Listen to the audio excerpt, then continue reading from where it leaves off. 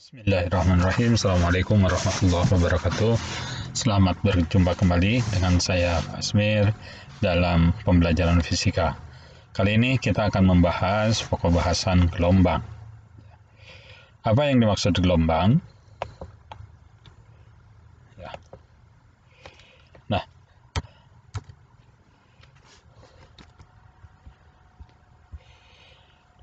pada waktu yang lalu kita sudah mempelajari tentang getaran. Nah, gelombang masih berkaitan dengan getaran. Gelombang adalah perambatan getaran atau gangguan pada suatu medium perambatan tanpa adanya perambatan partikel-partikel medium perambatan. Di sini saya masih menyatakan ini ada medium perambatan, ya. Nanti kita akan bahas apakah semua gelombang memerlukan medium perambatan atau tidak. Nah, klasifikasi gelombang itu kita bisa mengklasifikasikan pertama, karena gelombang itu adalah adanya getaran dan perambatan, maka berdasarkan arah rambat dan arah getarnya, gelombang bisa diklasifikasikan menjadi yang pertama, gelombang longitudinal, yaitu gelombang yang arah rambatnya sejajar dengan arah getarnya. Ya, contoh gelombang bunyi dan gelombang pada pegas. Lihat pada gambar di sini.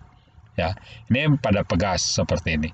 Arah rambatnya pada arah mendatar dan arah getarnya juga pada arah mendatar. Ini adalah gelombang yang arah rambat dan arah getarnya sejajar. Ya, kalau arah rambatnya dari kiri ke kanan, arah getarnya bisa dari kiri ke kanan atau dari kanan ke kiri. Yang penting sama-sama pada arah mendatar. Kemudian berikutnya itu ada gelombang transversal, yaitu gelombang yang arah rambatnya tegak lurus terhadap arah getarnya. Contoh adalah gelombang cahaya dan gelombang pada tali. Nah, ini bentuk gelombang transversal.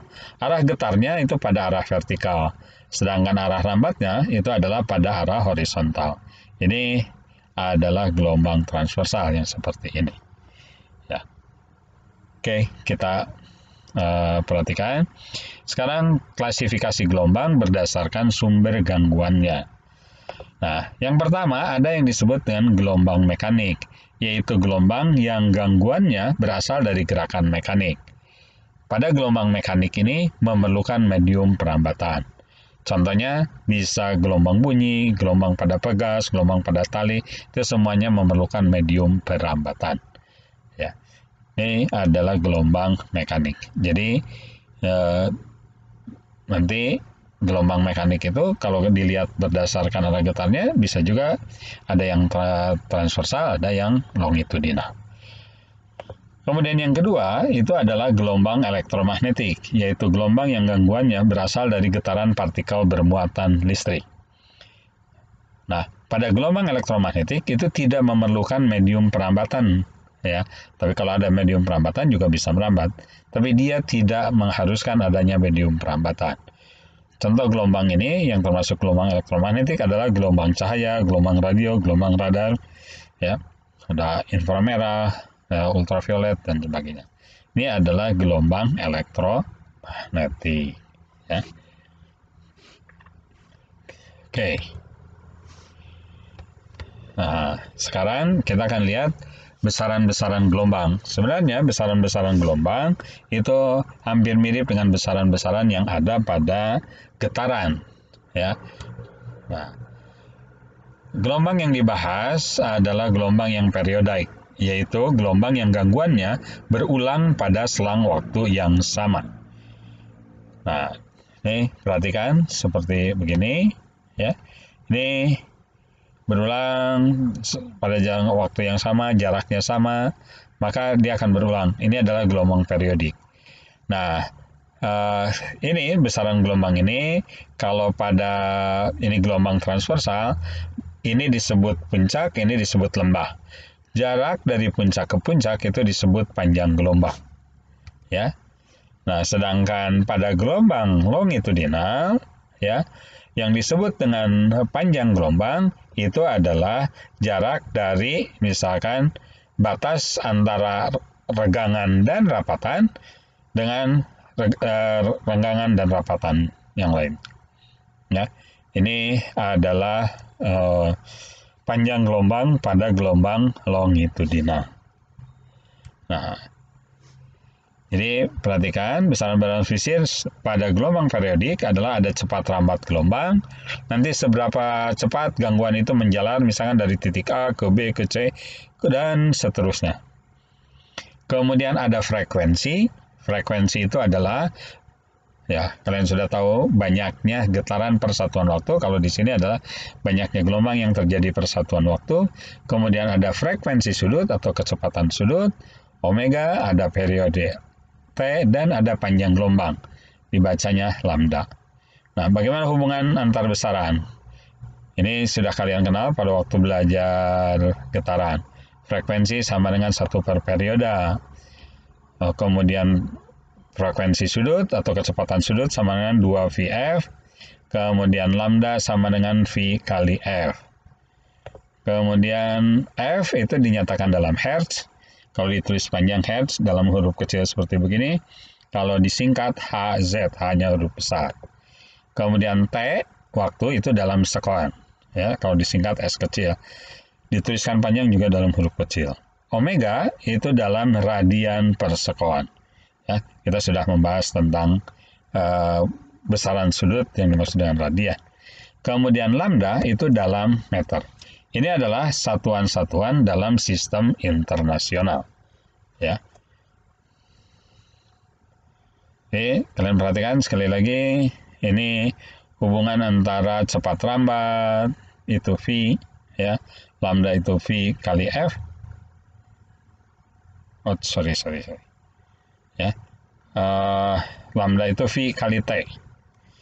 Sorry, bukan V kali F, tapi V per F. Ini harusnya,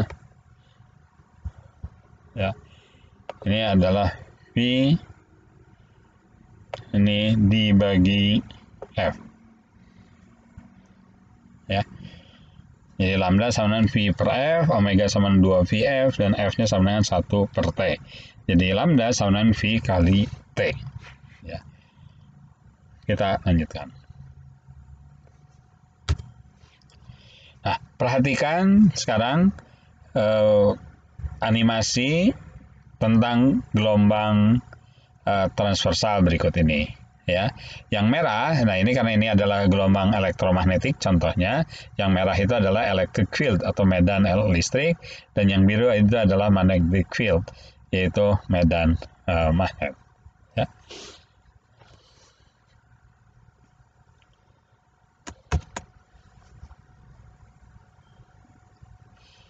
Oke.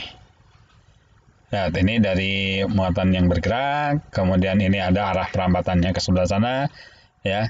Nah, arah getarannya adalah arah yang merah dan arah biru, tegak lurus terhadap arah perambatannya. Ya. Oke, itu adalah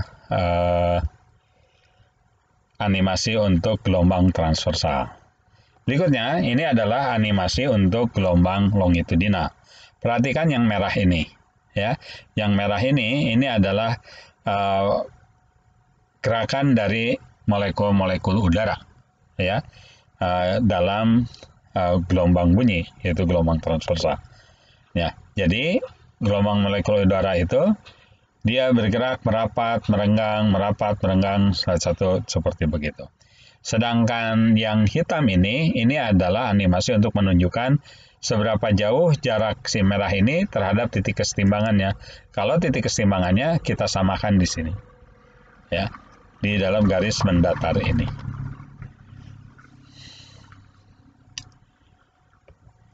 Ya, animasi ini dibuat oleh David M. Harrison. Ya, terima kasih kepada beliau yang sudah memberikan gambaran untuk kita seperti ini. Ya, oke, mudah-mudahan kalian bisa paham. Nah, sekarang kita akan lihat, ya, jenis atau satu bentuk gelombang. Ya, nah, ada yang disebut dengan gelombang berjalan. Gelombang berjalan adalah gelombang yang merambat pada suatu medium untuk gelombang mekanik, sehingga posisi simpangan suatu titik pada medium itu selalu berubah menurut waktu. Ya, kalian perhatikan animasi ini. Nah, Kalian perhatikan ini titik merah ini. Ini adalah titik pusat getaran di titik O di sumbu Y ini. Ya, ketika nanti gelombangnya menjalar dari pusat getaran ini ke arah titik yang merah ini, maka si merah ini akan dipengaruhi simpangannya. Dia akan bergerak ke atas ke bawah. Ya. Nah, kalian perhatikan itu. Ya, ketika gelombang ini menjalar ke sebelah sana, si titiknya tidak berubah, tapi dia mengikuti ke atas atau ke bawah. Jadi, simpangan inilah yang nanti kita akan cari di dalam bentuk persamaannya. Sekali lagi perhatikan ini. Kemudian ke atas lagi. Nanti dia balik lagi seperti itu. Ya. Ini yang disebut dengan gelombang berjalan atau traveling wave. Bentuknya seperti ini. Nah, di sini ini adalah persamaan matematisnya. Kita akan bahas secara khusus tentang persamaan matematis untuk gelombang berjalan, untuk persamaan simpangannya atau persamaan getarannya atau persamaan simpangan getarannya, ya. Oke, perhatikan pesan berikut ini. Nah, persimpangan gelombang. Kalian perhatikan, misalkan ini titik O tadi, titik pusat getaran. Saya punya sebuah titik P yang memiliki jarak X dari titik O ini. Ya. Nah, sumber getaran berada di titik O, bergetar dengan frekuensi F. Nah, simpangan titik O pada saat O sudah bergetar selama selang waktu T adalah Y. O sama dengan A kali sinus omega T. Ya. Ini persamaan yang sudah kita kenal pada saat kita membahas tentang getaran. Nah, gelombang merambat dari O ke P, dari kiri ke kanan ke sini, ya, dengan kelajuan tetap V, ya. Nah, maka jarak X-nya itu sama dengan V kali T. Jadi getaran itu di titik O, ya, kemudian merambat ke titik P. Kalau titik O sudah bergetar dalam waktu T, maka ya titik P, ya, dia masih membutuhkan delay, ya, waktu untuk bergetarnya itu dikurangi dengan waktu si gelombang itu merambat dari titik O ke titik P, yaitu X dibagi V. Sehingga kalau O sudah bergetar selama T detik, maka P-nya itu dia baru bergetar selama T dikurangi X per V detik. Ya. Nah, kita tahu omega itu 2πf, kalau kita masukkan, maka YP-nya sama dengan A kali sinus 2πf kali T minus XV. X per V.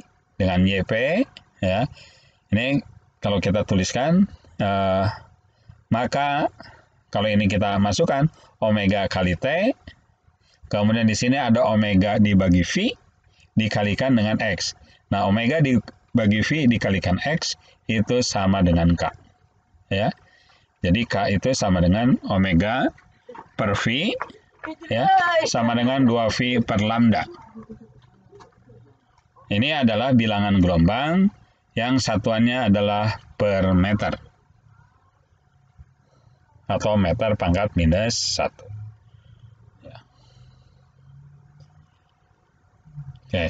Nah, ini ada makna. Ini kenapa ini plus, ini minus, ini. Kita akan lihat persamaan simpangan ini, ya. Bagaimana? Nah, simpangan di titik P ini sudah bisa dituliskan dengan minus plus kali A kali sinus omega T minus plus KX. Apa arti minus plus ini? Nah, A itu plus, tanda poinnya positif, jika getaran pertama di titik O itu ke atas. Jadi kalau dia di titik O itu ke atas dulu baru ke bawah, itu maka di depan A-nya itu sama dengan tandanya positif. Ya. Sedangkan jika di depan A ini negatif, maka getaran di titik O-nya itu arahnya ke bawah. Pertamanya itu. Kemudian di depan K-nya, kenapa positif negatif? Ini, kalau di depan K-nya tandanya negatif, berarti perambatannya itu dari kiri ke kanan. Sedangkan jika tandanya negatif, itu perambatannya itu ke arah kanan O. Jadi dari O ke sebelah kanan. Ya, perambatannya. Jadi si O bergetar lebih dulu. Kalau di sini ya, si O-nya nanti bergetarnya belakang. Oke.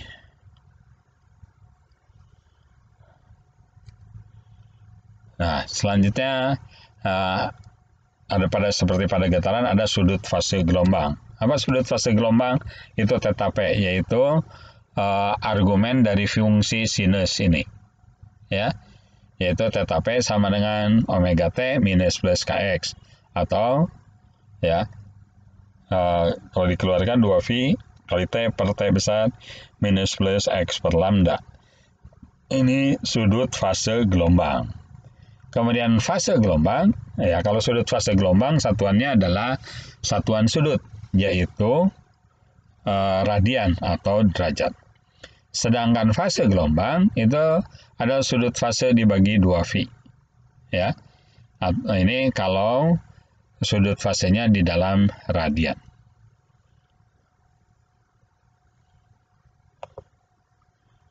Nah, kalau ada dua buah titik antara titik P dengan titik Q, maka dia akan memiliki beda fase antara titik P dengan titik Q sebesar delta. Ya, si PQ itu adalah XQ per lambda dikurangi dengan XP per lambda. Atau delta si PQ itu adalah delta X PQ per lambda.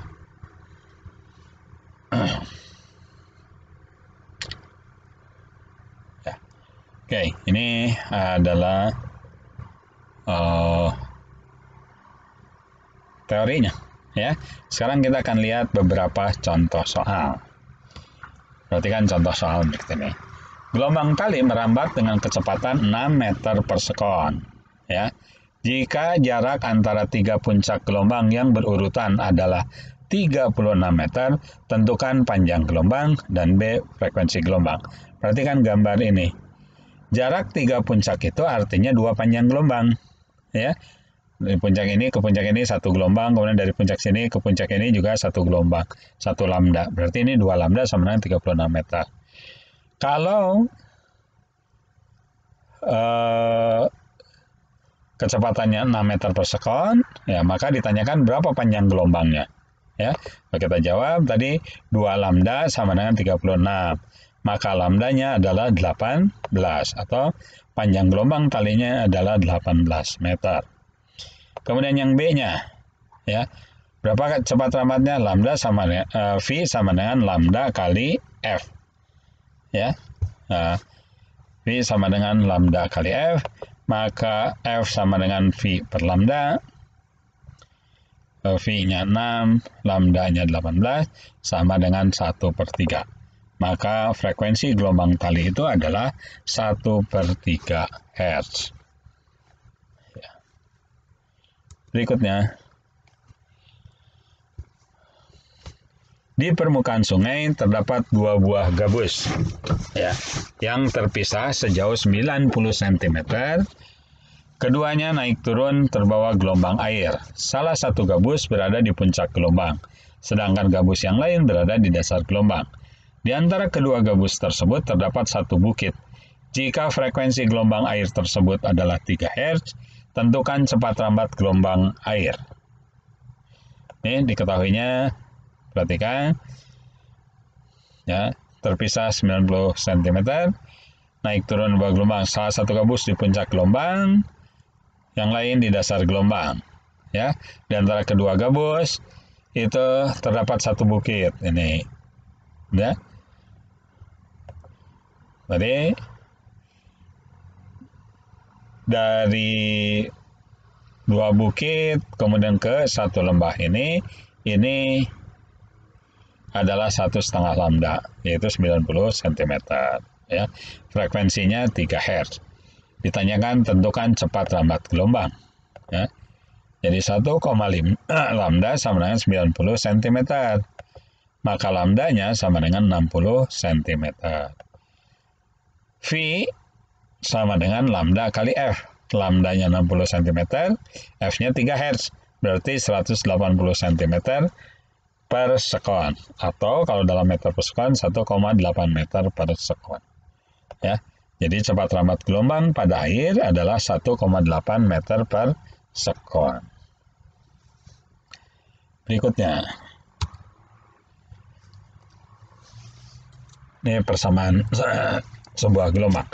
Persamaan sebuah gelombang berjalan dinyatakan oleh Y sama dengan 0,4 kali sinus 0,6 V kali 20T dikurangi 0,5X. Dengan X dan Y dalam cm dan T dalam sekon. Tentukan arah perambatan gelombang. B. Amplitudo gelombang, C. Frekuensi gelombang, D. Bilangan gelombang, dan E. Cepat rambat gelombang. Ya, kita jawab. Lihat persamaannya, Y sama dengan 0,4 kali sinus 0,6 V kali 20T minus 0,5X. Ya, kalau kita kalikan semua, maka bentuknya jadi 0,4 sinus 12VT dikurangi 0,3 Vx. Ya. Maka, kalau kita bandingkan dengan persamaan umumnya, yaitu Y sama dengan A kali sinus omega T minus Kx, ya, maka kita akan peroleh, ya, yang pertama, ini kan ditanya arah perambatan gelombang. Arah perambatan gelombang itu ditentukan oleh tanda di depan X, di depan K. Ini tandanya minus. Tanda dalam fungsi sinus negatif. Maka arah perambatan gelombang ke kanan. Ya. Kemudian B, amplitudonya, lihat ini, kalau kita persamakan, maka posisi A itu adalah 0,4. Jadi ini 0,4 cm. Kenapa cm? Karena dinyatakan X dan Y-nya di sini adalah dalam cm. Kemudian yang C ditanyakan frekuensi gelombang. Yang diketahui di sini adalah omeganya, yaitu 12 V. Ya.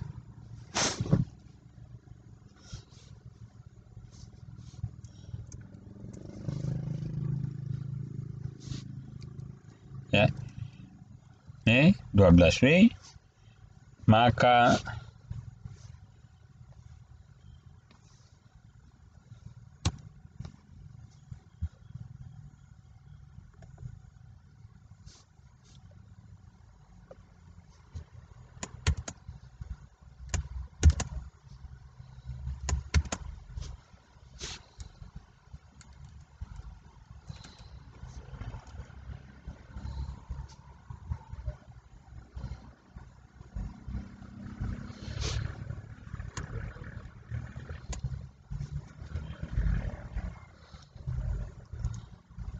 ya, omega sama dengan 12V, sama omeganya adalah 2VF. Maka 2VF sama dengan 12V, maka F-nya adalah 6 Hz. Ya. Kemudian yang D itu bilangan gelombang. Bilangan gelombang itu adalah K. K-nya itu adalah angka di depan X. Ini angka di depan X-nya adalah 0,3 V. Maka K-nya adalah 0,3 V per meter. Yang E ditanyakan cepat rambat gelombang. Untuk mengetahui cepat rambat gelombang, kita memerlukan lambda. Ya, lambdanya kita ambil dari K. K-nya 2V per lambda. 0,3 V sama dengan 2V per lambda. Maka lambdanya 2 dibagi 0,3 atau 20 dibagi 3 cm. Maka V-nya sama dengan lambda kali F. Lambda kali frekuensi. 2 per 0,3 cm dikalikan 60 Hz atau 20 per 3 dikalikan 6 sama dengan 20 kali 6 120 dibagi 3 40. Jadi 40 cm per sekon. Ya. Oke. Berikutnya. Sebuah gelombang merambat ke arah sumbu X positif dengan kelajuan 8 meter per sekon. Frekuensi 16 Hz dan amplitudo getar 2 cm. Gelombang tersebut mulai titik P yang berjarak 10 meter dari titik O. Jika titik asal telah bergetar selama 4/3 sekon dan titik O kali pertama bergetar dengan arah simpangan ke bawah, tentukanlah persamaan simpangan gelombang dalam bentuk sinus. Ya, persamaan getaran di titik P, C sudut fase dan fase gelombang, D simpangan di titik P. Yang diketahuinya V-nya 8 meter per sekon, frekuensinya 16 Hz, amplitudenya 2 cm, T-nya 4/3 sekon. Kita jawab yang pertama, persamaan simpangan. Nah, persamaan simpangan gelombang berjalan dalam bentuk sinus dengan titik O X sama dengan 0, saat T sama dengan 0 bergerak ke bawah dan arah lambatnya ke sumbu positif adalah Y sama dengan minus. Ya, ini minus A kali sinus, ini omega T minus KX. Atau minus A kali sinus 2pi F kali T minus X per V.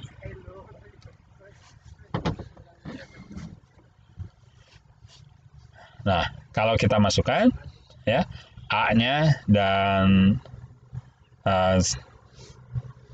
maka kita dapatkan Y sama dengan ya ini minus 0,02 kali sinus 32V kali T minus X per 8. Ya. Ini jawaban yang pertamanya.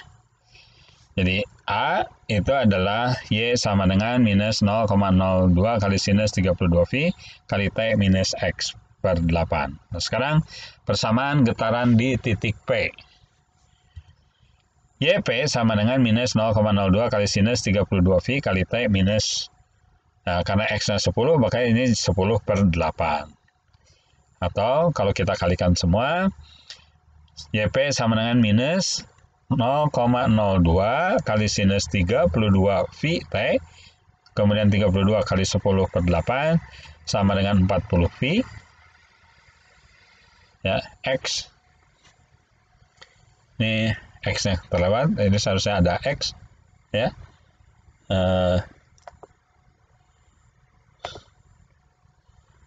Ini ada X. Ini 40. Oh, sorry. Ini sudah dimasukkan karena X-nya sudah dimasukkan di sini. Ya. X-nya sama dengan tadi sama dengan 10.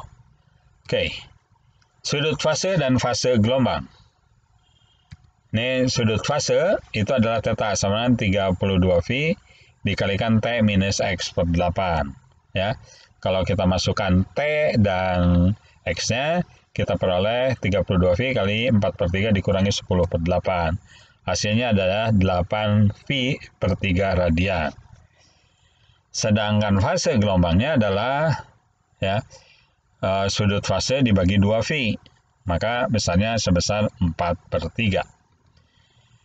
Simpangan di titik P yang berjarak 10 meter dari O adalah YP sama dengan minus A kali sinus theta P, yaitu minus 0,02 kali sinus 8/3V, yaitu minus 0,02 kali sinus 120 derajat.